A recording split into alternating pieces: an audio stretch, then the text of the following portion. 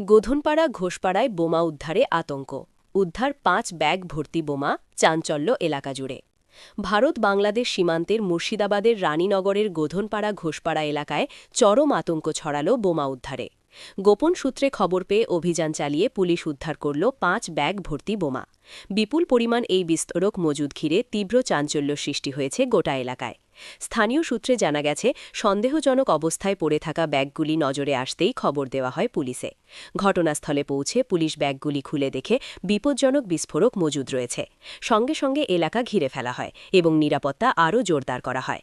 প্রাথমিক তদন্তে পুলিশের অনুমান, বড়সড় নাশকতার ছক কষা হচ্ছিল। কে বা কারা এই বিস্ফোরক মজুদ করেছিল, কী উদ্দেশ্যে রাখা হয়েছিল তা খতিয়ে দেখতে শুরু হয়েছে তদন্ত।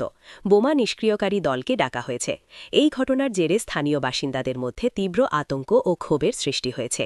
প্রশাসনের ভূমিকা নিয়ে উঠছে একাধিক প্রশ্ন। গোটা ঘটনার তদন্ত